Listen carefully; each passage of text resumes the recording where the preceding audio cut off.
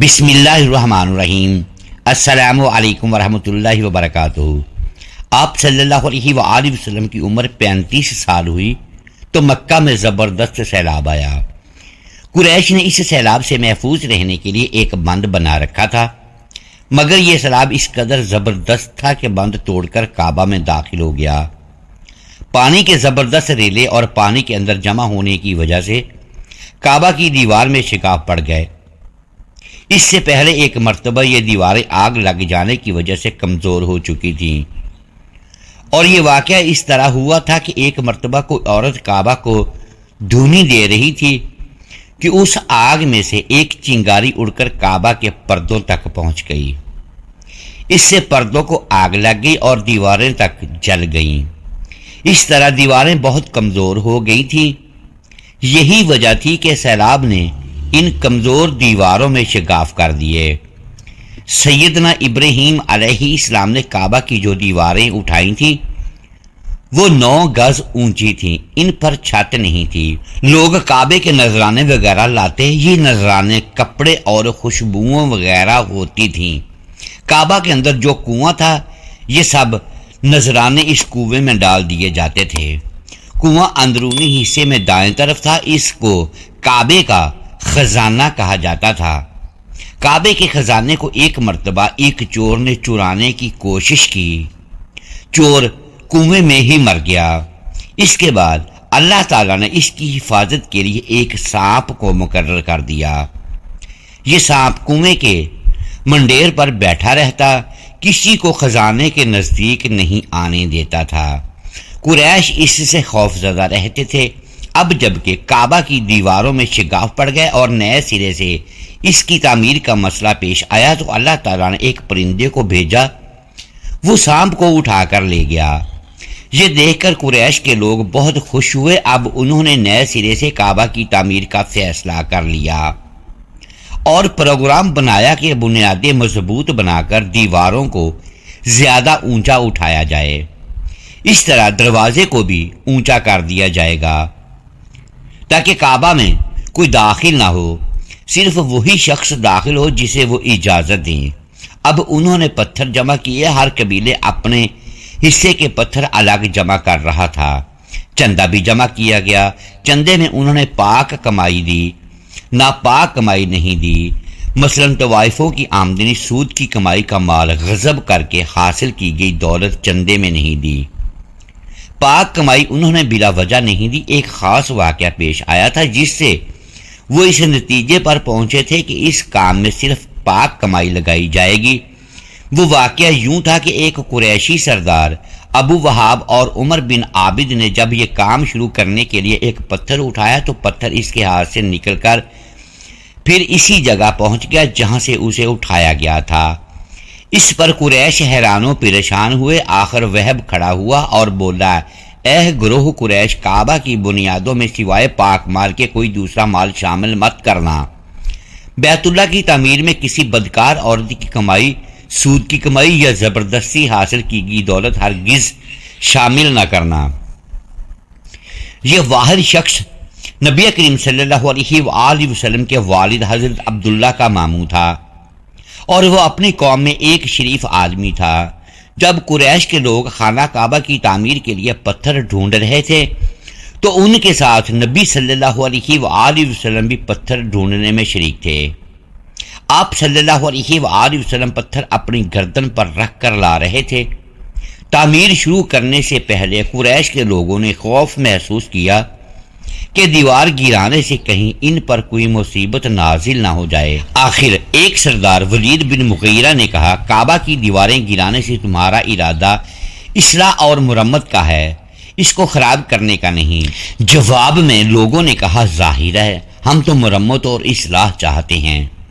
یہ سن کر ولید نے کہا، تب سمجھ لو کہ اللہ تعالیٰ اصلاح کرنے والوں کو برباد نہیں کرتا۔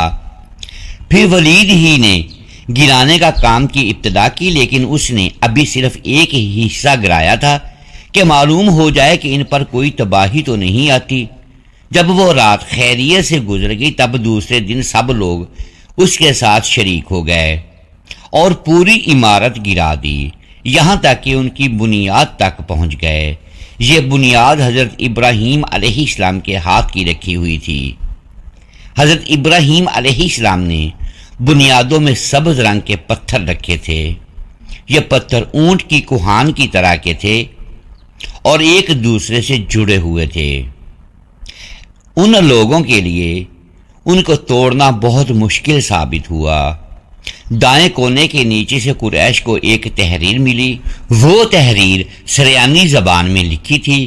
انہیں سریانی زبان نہیں آتی تھی۔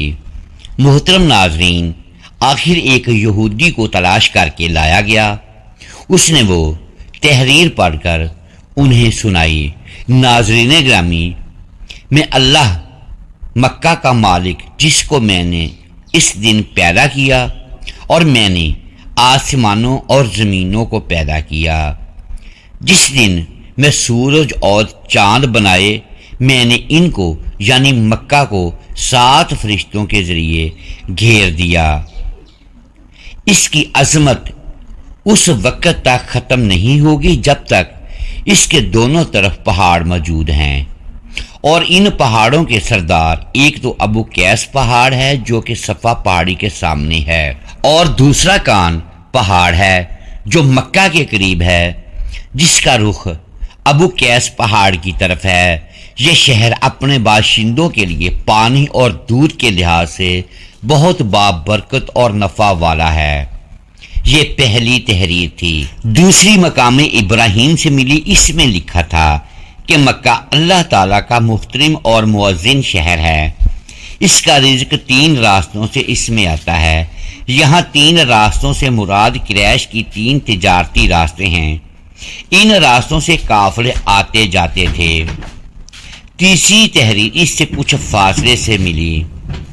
اس میں لکھا تھا جو بھلائی بوئے گا لوگ اس پر شک کریں گے، یعنی اس جیسا بننے کی کوشش کریں گے، اور جو شخص رسوائی بوئے گا وہ رسوائی اور ندامت پائے گا۔ تم برائیاں کر کے بھلائی کی آس لگاتے ہو، ہاں یہ ایسا ہی ہے جیسے کیکر یعنی کانٹے دار درخت میں کوئی انگور تلاش کرے۔ ناظرین گرامی، یہ تحریر کعبہ کے اندر پتھر پر کھودی ہوئی ملی۔ کعبہ کی تعمیر کے سلسلے میں قریش کو پتھروں کے علاوہ لکڑی کی بھی ضرورت تھی۔ چھت اور دیواروں میں لکڑی کی ضرورت تھی۔ لکڑی کا مسئلہ اس طرح حل ہوا کہ ایک جہاز عرب کے ساحل سے آ کر ٹکرا گیا۔ آج اس مقام کو جدہ کا ساحل کہا جاتا ہے۔ پہلے مکہ کا ساحل کہلاتا تھا، اس لیے مکہ کا قریب ترین ساحل یہی تھا۔ ساحل سے ٹکرا کر جہاز ٹوٹ گیا۔ وہ جہاز کسی رومی تاجر کا تھا۔ اس جہاز میں شاہ روم کے لیے سنگ مرمر، لکڑی اور لوہے کا سامان لے جایا جا رہا تھا۔ قریش کو اس جہاز کے بارے میں پتہ چلا۔ یہ لوگ وہاں پہنچے اور ان لوگوں سے لکڑی خرید لی۔ اس طرح چھت کی تعمیر میں اس لکڑی کو استعمال کیا گیا۔ آخر خانہ کعبہ کی تعمیر کا کام حجر اسود تک پہنچ گیا۔ اب یہاں ایک نیا مسئلہ پیدا ہو گیا۔ سوال یہ پیدا ہوا کہ حجر اسود کو کون اٹھا کر اس جگہ پر رکھے گا۔ ہر قبیلہ یہ فضیلت خود حاصل کرنا چاہتا تھا۔ یہ جھگڑا اس حد تک بڑھا کہ مرنے مارنے تک نوبت آ گئی۔ لوگ ایک دوسرے کو قتل کرنے پر تل گئے۔ قبیلہ عبدالدار نے تو قبیلہ عدی کے ساتھ مل کر ایک برتن میں خون بھرا اور ان میں اپنا ہاتھ ڈبو کر کہا، حجر اسود ہم خود رکھیں گے۔ اسی طرح دوسرے قبیلے بھی اٹھ گئے۔ تلواریں نیاموں سے نکال آئیں۔ آخر وہ سب بیت اللہ میں جمع ہوئے۔ ان لوگوں میں ابو امیہ بن مغیرہ تھا، اس کا نام حذیفہ تھا۔ قریش کے پورے قبیلے میں یہ سب سے زیادہ عمر والا تھا۔ یہ ام المومنین سیدہ ام سلمہ رضی اللہ تعالی عنہا کا باپ تھا۔ یہ قریش کے انتہائی شریف لوگوں میں سے تھا۔ ناظرین گرامی، مسافروں کو سفری سامان کھانا وغیرہ دینے کے سلسلے میں بہت مشہور تھا۔ جب کبھی سفر کرتا تو اپنے ساتھیوں کے کھانے پینے کا سامان خود کرتا تھا۔ اس وقت اس شدید جھگڑے کو ختم کرنے کے لیے اس نے ایک حل پیش کیا۔ اس سب سے کہا، اے قریش کے لوگوں، اپنا جھگڑا ختم کر کے تم یوں کرو کہ حرم کے صفا نامی دروازے سے جو شخص سب سے پہلے داخل ہوگا اس سے فیصلہ کروا لو۔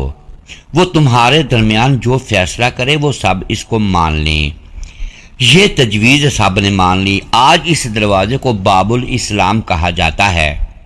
یہ دروازہ رکن یمانی اور رکن اسود کے درمیانی حصے کے سامنے ہے۔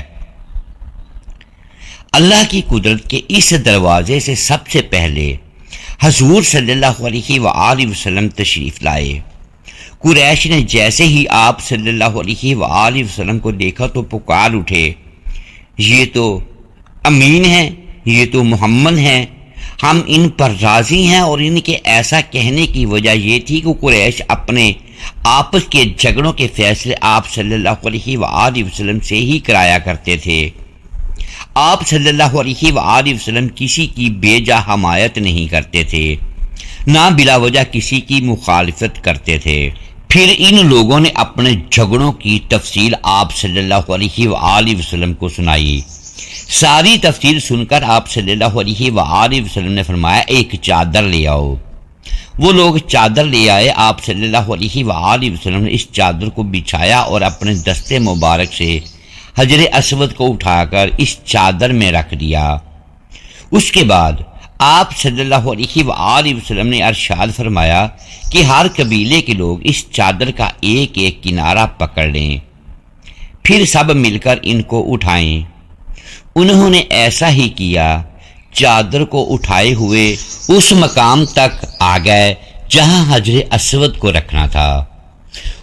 اس کے بعد نبی صلی اللہ علیہ وآلہ وسلم نے حجر اسود کو اٹھا کر اس کی جگہ رکھنا چاہا، لیکن عین اس وقت ایک نجدی شخص آگے بڑھا اور تیز آواز میں بولا، بڑے تعجب کی بات ہے کہ آپ لوگوں نے ایک کم عمر نوجوان کو اپنا رہنما بنا لیا، اس کی عزت افزائی میں لگ گئے ہو۔ ناظرین گرامی، یاد رکھو یہ شخص سب کو گروہوں میں تقسیم کر دے گا، تم لوگوں کو پارہ پارہ کر دے گا۔ قریب تھا کہ لوگوں میں اس کی باتوں سے ایک بار پھر جھگڑا ہو جائے، لیکن پھر خود ہی انہوں نے محسوس کر لیا کہ حضور صلی اللہ علیہ وآلہ وسلم نے جو فیصلہ کیا ہے وہ لڑانے والا نہیں، لڑائی ختم کرنے والا ہے۔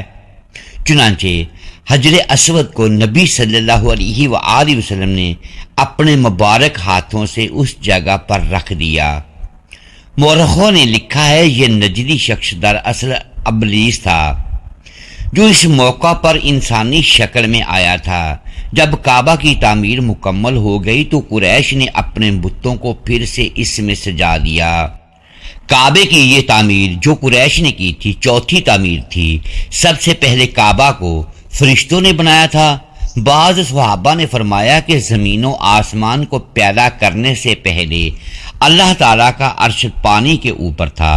جب عرش کو پانی پر ہونے کی وجہ سے حرکت ہوئی تو اس پر یہ کلمہ لکھا گیا، اللہ تعالیٰ کے سوا کوئی معبود نہیں، محمد صلی اللہ علیہ وآلہ وسلم اللہ کے رسول ہیں۔ اس کلمے کے لکھے جانے کے بعد عرش ساکن ہو گیا۔ پھر جب اللہ تعالیٰ نے آسمانوں اور زمین کو پیدا کرنے کا ارادہ فرمایا تو پانی پر ہوا کو بھیجا، اس سے پانی میں موجیں اٹھنے لگی اور بخارات اٹھنے لگے۔ اللہ تعالیٰ نے ان بخارات یعنی بھاپ سے آسمان کو پیدا فرمایا۔ پھر اللہ تعالیٰ نے کعبے کی جگہ سے پانی کو ہٹا دیا، جگہ خشک ہو گئی۔ چنانچہ یہی خشکی بڑھتے بڑھتے 7 بر اعظم بن گئے۔ جب زمین ظاہر ہو گئی تو اس پر پہاڑ قائم کیے گئے۔ زمین پر سب سے پہلا پہاڑ ابو قیس ہے۔ پھر اللہ تعالیٰ نے فرشتوں کو حکم دیا، فرمایا زمین پر میرے نام کا ایک گھر بناؤ تاکہ آدم کی اولاد اس گھر کے ذریعے میری پناہ مانگے۔ انسان اس گھر کا طواف کرے جس طرح تم نے میرے عرش کے گرد طواف کیا ہے، تاکہ ابھی ان سے راضی ہو جاؤں۔ فرشتے نے حکم کی تعمیل کی۔ پھر حضرت آدم علیہ السلام نے خانہ کعبہ کی تعمیر شروع کی۔ اس کے بعد حضرت ابراہیم علیہ السلام نے کعبہ کی تعمیر کی۔ اس طرح قریش کے ہاتھوں یہ تعمیر چوتھی بار ہوئی تھی۔ محترم ناظرین، امید ہے آج کی یہ ویڈیو آپ کو پسند آئی ہوگی۔ ناظرین گرامی، اگر ہم اس ویڈیو میں الفاظ کی درستگی دانستہ یا دیدہ دانستہ درست نہیں کر پائے تو ہم آپ سے معذرت خواہ ہیں اور اللہ کے حضور معافی کے طلبگار ہیں۔ ناظرین گرامی، ویڈیو کو لائک کیجئے، چینل کو سبسکرائب کیجئے اور بیل آئیکن پریس کر دیں تاکہ ہر نئی آنے والی ویڈیو آپ تک بر وقت پہنچ سکے اور ہماری حوصلہ افزائی ہوتی رہے۔ اگلی ویڈیو تک کے لیے اجازت دیجیے گا۔ شکریہ۔ اللہ حافظ۔